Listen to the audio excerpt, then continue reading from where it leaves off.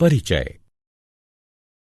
जैसे कि हम पहले भी चर्चा कर चुके हैं कि जंतुओं की लगभग 12 लाख जातियां स्पीशीज पाई जाती हैं, जो कि उनके जीव की विविधता को दर्शाती है। ये सभी जंतु एक दूसरे से अपनी अपनी वासस्थान, संगठन के स्तर, शारीरिक संरचना, सम्मिति, देह गुहा यानी प्रगुहा, जनन परत, गमन के प्रकार, श्वसन, उत्सर्जन, जनन आदि में एक दूसरे से बिल्कुल भिन्न होते हैं। जंतु यूकोरियोटिक, बहुकोशिकीय तथा परपोषी जीव होते हैं। जंतु कोशिका में कोशिका भित्ति नहीं पाई जाती। अधिकतर जंतु गतिशील होते हैं। अपने अपने वासस्थानों के आधार पर जंतु जलीय यानी मछली, स्थलीय यानी सरीसृप, स्तनधारी, वायवीय यानी पक्षी होते हैं। अपनी संगठन के स्तर के आधार पर जंतु कोशिकीय संगठन यानी स्पंज अथवा उत्तकीय संगठन यानी सेलिट्रेटा वाले होते हैं।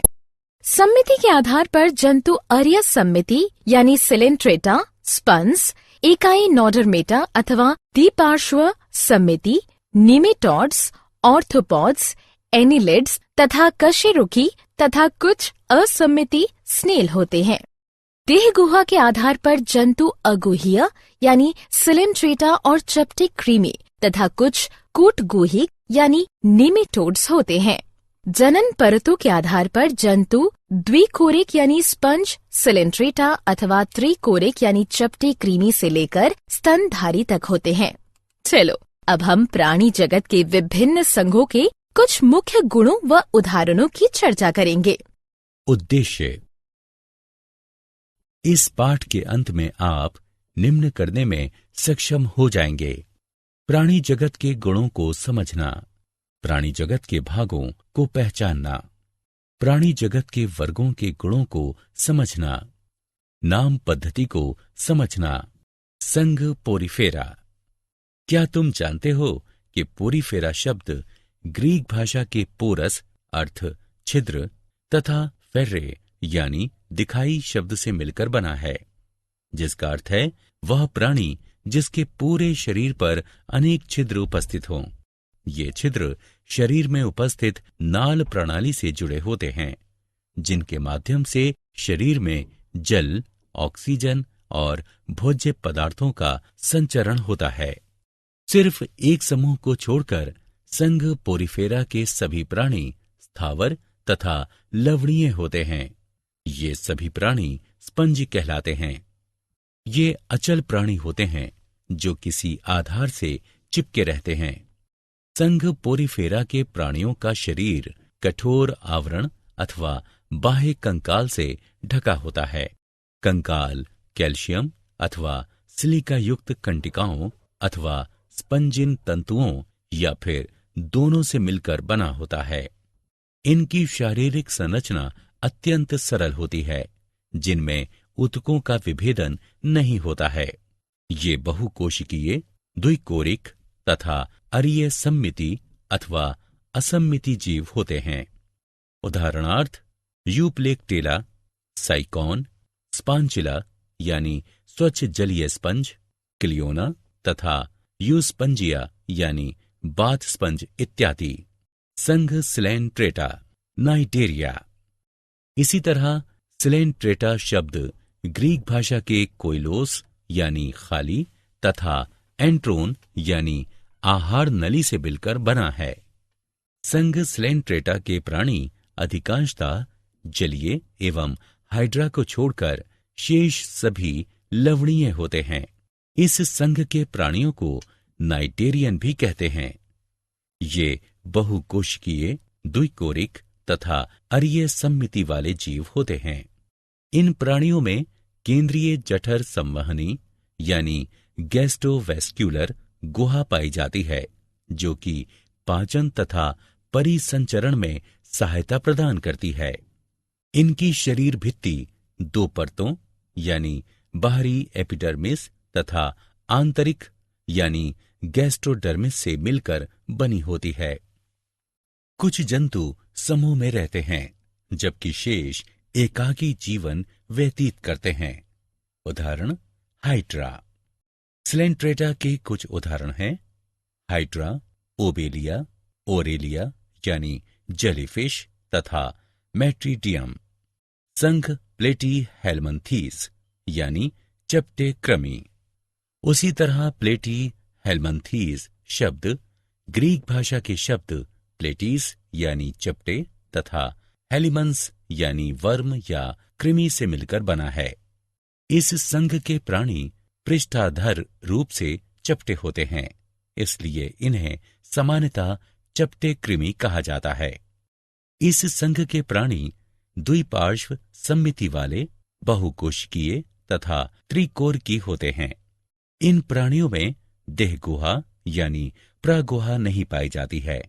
इन प्राणियों में पाचन गुहा एक अकेले मुख के रूप में उपस्थित होती है। ये अधिकतर परजीवी होते हैं तथा कुछ मुक्त तैरने वाले होते हैं, जैसे कि प्लेनेरिया। प्लेटी हेलमंथीस के उदाहरण हैं प्लेनेरिया, पर्णकृमि यानी फेसियोला, सिस्टोसोमा तथा फीता कृमि यानी टीनिया। संघ निमेटोडा, निमेटी हेलमंथीस या गोल कृमि। समान रूप से निमेटोडा यानी निमेटी हेलमंथीस शब्द ग्रीक भाषा के नेमा यानी धागा तथा हेलमंस यानी वर्म या कृमि से मिलकर बना है।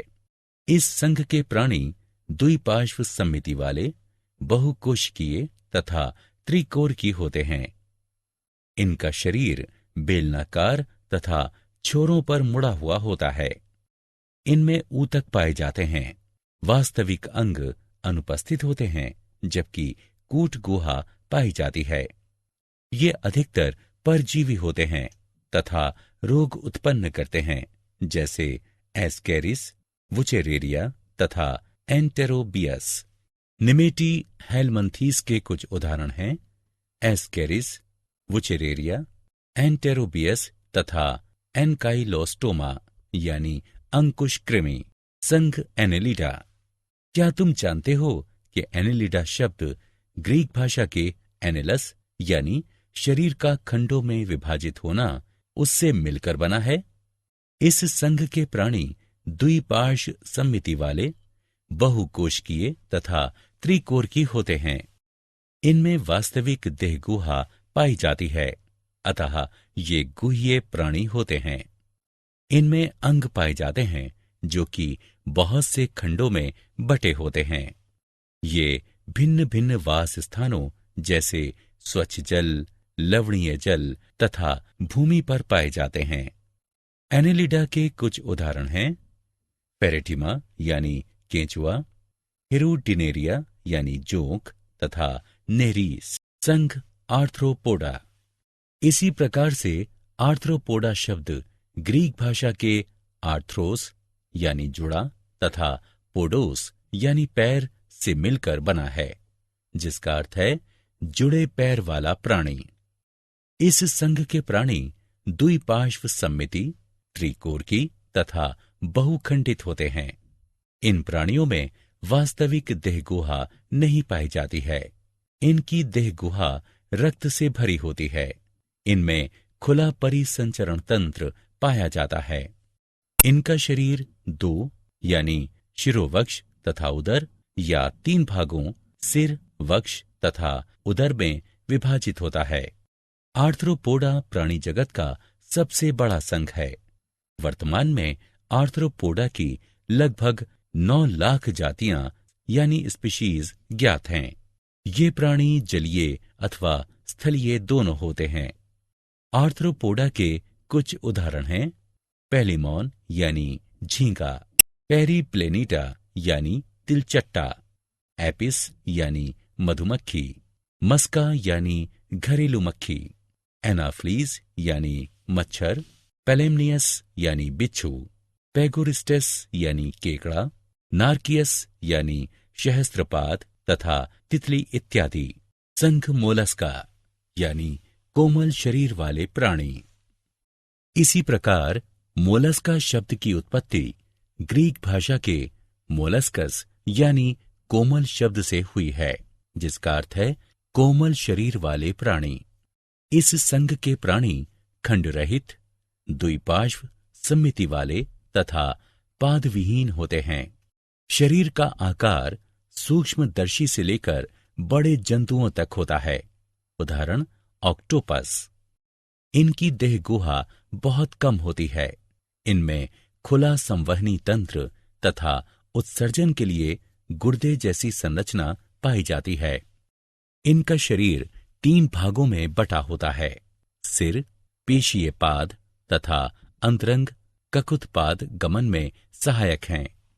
मोलस्का के पूरे शरीर के चारों ओर एक कड़ा खोल या कवच होता है तथा एक लिफाफे नुमा आवरण होता है जिसे मेंटल या प्रवार कहते हैं। मोलस्का के कुछ उदाहरण हैं काइटोन, ऑक्टोपस, पाइला यानी घोंघा, यूनियो तथा सीपिया यानी कटल फिश। संघ इकाइनोडर्मेटा यानी शूलयुक्त प्राणी। इसी प्रकार इकाइनोडर्मेटा शब्द की उत्पत्ति ग्रीक भाषा के इकाइनोस यानी जाहक या हेजहॉग तथा डर्मा यानी त्वचा से मिलकर हुई है। अतः ये जंतु कांटों से आच्छादित त्वचा वाले होते हैं। ये मुक्त जीवी समुद्री जंतु हैं। इस संघ के प्राणी अरिये, द्विपार्श्व या पंचतई सम्मिति वाले होते हैं। ये त्रिकोर की होते हैं। ये देह गुहा या प्रगुहा यानी सिलोम युक्त प्राणी होते हैं। इनमें विशिष्ट जल संवहन तंत्र पाया जाता है जो उनके चलन में सहायक है। इनके शरीर में मुखीय तथा अमुखीय सतह पाई जाती हैं। मुखीय सतह पर पंचत्रिज्यीय सतह पाई जाती है जिसे एम्बुलेक्रल कहते हैं। इनके पूरे शरीर पर कठोर कैल्शियम कार्बोनेट का कंकाल एवं कांटे पाए जाते हैं। इकाइनोडर्मेटा के कुछ उदाहरण हैं एस्टेरियस यानी तारा मछली, इकाइनस यानी समुद्री अर्चिन, एंडीटोन यानी समुद्री लिली तथा ओफियूरा यानी भंगुर तारा। संघ प्रोटोकोडेटा। क्या तुम जानते हो कि प्रोटाकोडेटा शब्द की उत्पत्ति ग्रीक भाषा के प्रोटो यानी आद्य तथा कोडा यानी छड़ से मिलकर हुई है। इस संघ के प्राणी द्विपार्श्व सम्मिति त्रिकोर की होते हैं तथा इनमें प्रगुहा यानी सिलोम पाई जाती है।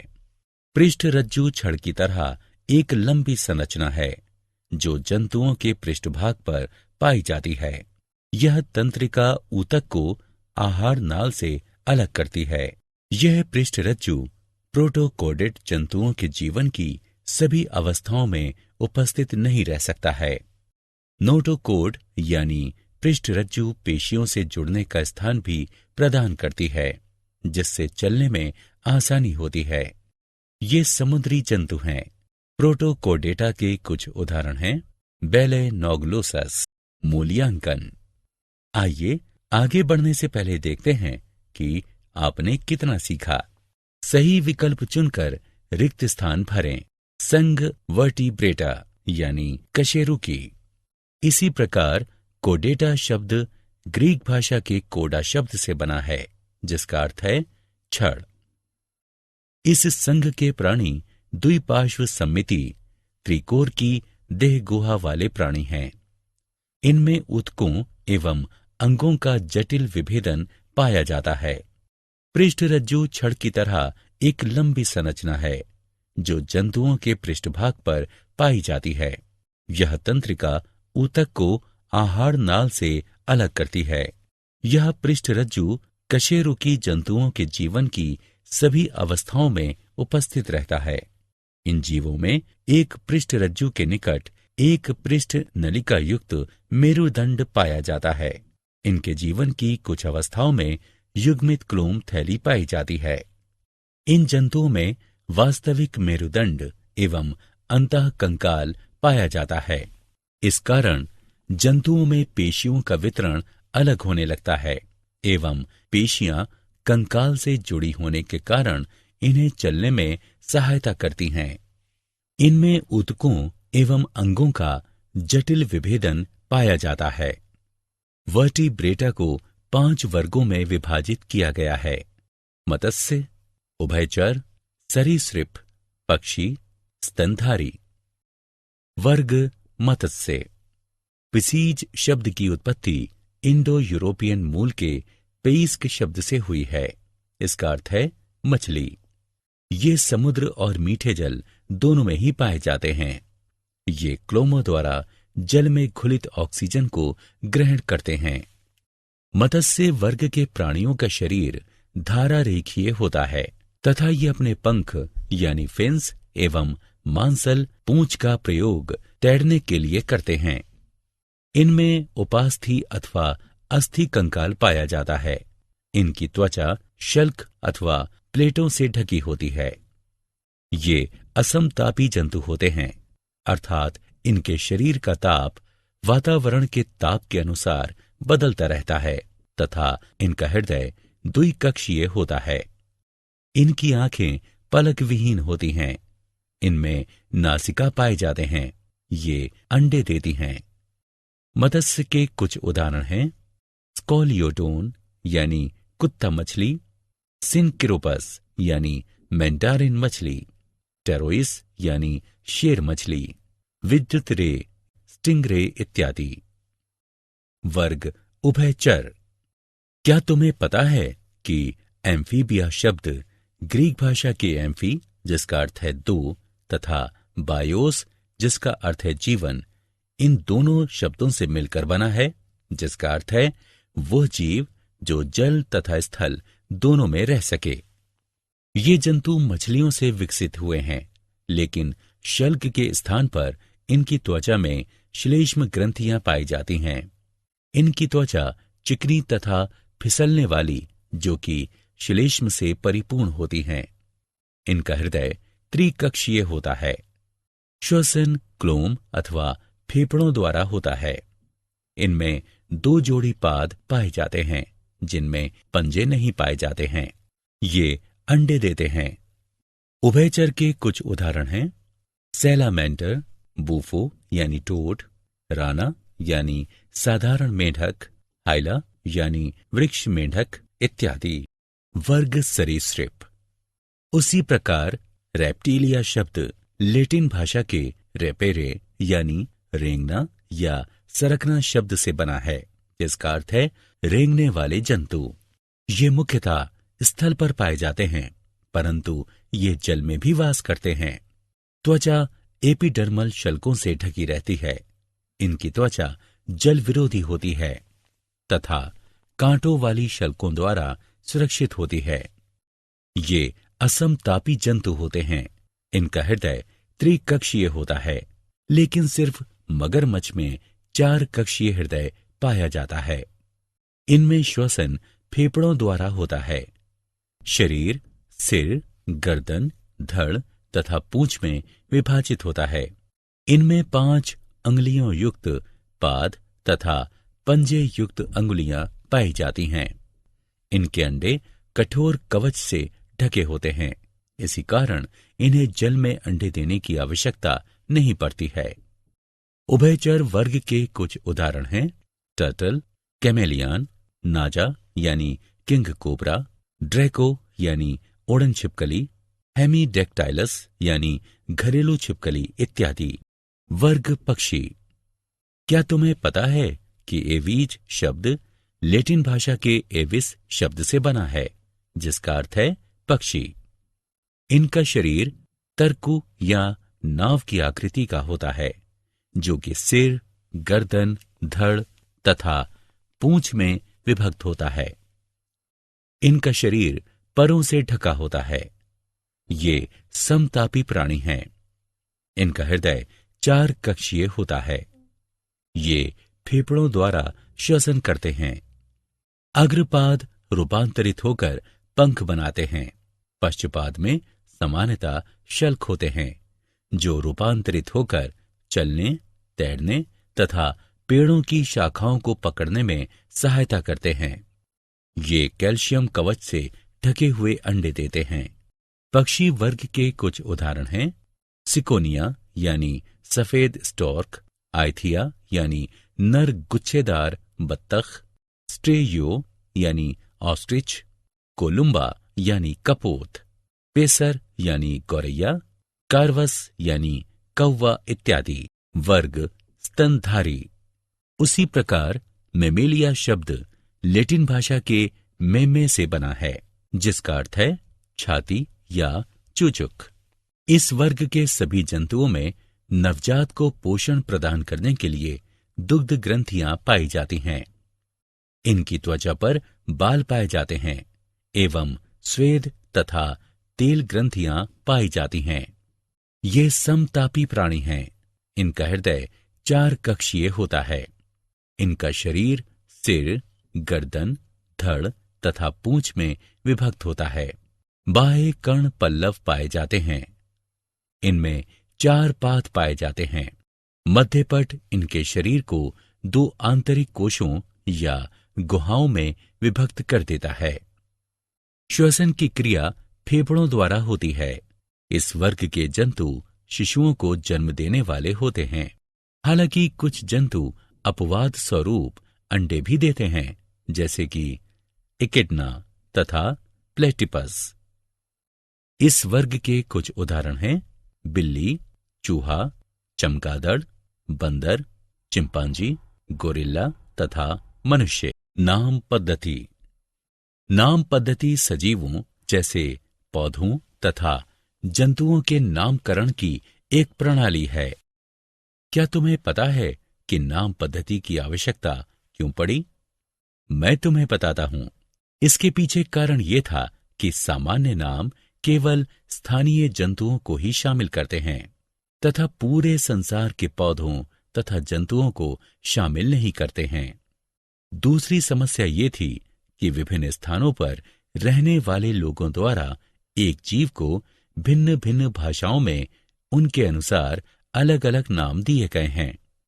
तीसरी समस्या थी कि कुछ नाम भ्रम पैदा करते थे, जैसे सितारा मछली, कटल मछली तथा जली मछली वास्तव में मछली नहीं है। सबसे बड़ी कमी यह है कि सामान्य नाम को चुनने के पीछे कोई वैज्ञानिक आधार नहीं है।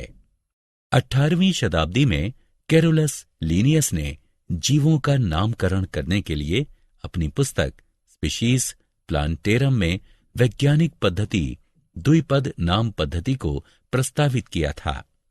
द्विपद नाम पद्धति में पहला नाम जीनस और दूसरा स्पीशीज का होता है। द्विपद नाम पद्धति में वैज्ञानिक नाम लिखने से पहले इस पद्धति के कुछ नियमों का पालन करना चाहिए।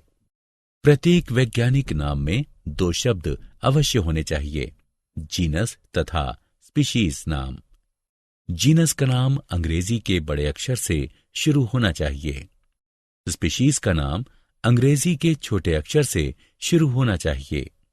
वैज्ञानिक नाम केवल ग्रीक या लैटिन शब्द से ही उत्पन्न होने चाहिए। छपे हुए रूप में वैज्ञानिक नाम इटैलिक में लिखे होने चाहिए। अगर ये नाम हाथ से लिखे हों तो ये रेखांकित होने चाहिए। वैज्ञानिक नामों की सार्थकता यानी महत्व इसलिए है क्योंकि ये पूरे विश्व में एक समान ही होते हैं। ये विकासात्मक संबंधों को दर्शाते हैं। ये एक जीव के कई नामों की समस्या का हल करते हैं। मूल्यांकन। आइए आगे बढ़ने से पहले देखते हैं कि तुमने कितना सीखा।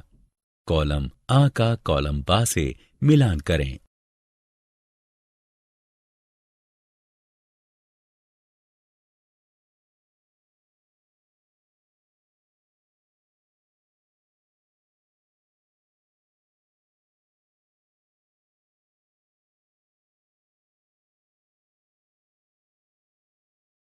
क्या आप जानते हैं जंतु जगत को 2 समूहों में विभक्त किया गया है, अरज्जुकी तथा रज्जुकी। अरज्जुकी में 8 संघ आते हैं, Porifera, Coelenterata, Platyhelminthes, Nematoda, Annelida, Arthropoda, Mollusca और इकाइनोडर्मेटा। जबकि रज्जुकी को 2 समूहों में विभक्त किया गया है, प्रोटोकोडेटा तथा वर्टिब्रेटा यानी कशेरुकी। वर्टिब्रेटा यानी कशेरुकी को पुनः 5 वर्गों में विभक्त किया गया है: मत्स्य, उभयचर, सरीसृप, पक्षी तथा स्तनधारी। सारांश। आइए हमने जो कुछ सीखा है उसे संक्षेप में दोहराएं। जंतु बहुकोशिकीय यूकेरियोट होते हैं। इनमें परपोषी पोषण, चलन तथा तंत्रिका तंत्र के माध्यम से अति संवेदनशीलता पाई जाती है। सभी जंतु जगत के अंतर्गत आते हैं। जंतुओं का शारीरिक संगठन कोशिकीय स्तर, ऊतकीय स्तर अथवा अंगीय स्तर का होता है। जंतुओं का शरीर असममिति, अरीय सममिति अथवा द्विकोरक सममिति वाला हो सकता है। अपनी प्रारंभिक विकास की अवस्थाओं वाली भ्रूणीय परतों की संख्या के आधार पर जंतु द्विकोरिक अथवा त्रिकोरिक हो सकते हैं। जंतु अप्रागुही यानी सीलोम के बिना कूटप्रागुही यानी मिथ्या सीलोम तथा प्रागुही हो सकते हैं। जंतुओं को 10 संघों यानी फाइलम में बांटा गया है: Porifera, Coelenterata, Platyhelminthes, Nematoda, Annelida, Arthropoda, Mollusca, Echinodermata, Protochordata और कार्डेटा। वर्टिब्रेट यानी कशेरुकी को 5 वर्गों में विभक्त किया गया है: मत्स्य, उभयचर, सरीसृप, पक्षी तथा स्तनधारी। द्विपद नाम पद्धति जीवों में विविधता की पहचान के लिए एक सतत मार्ग बनाता है। द्विपद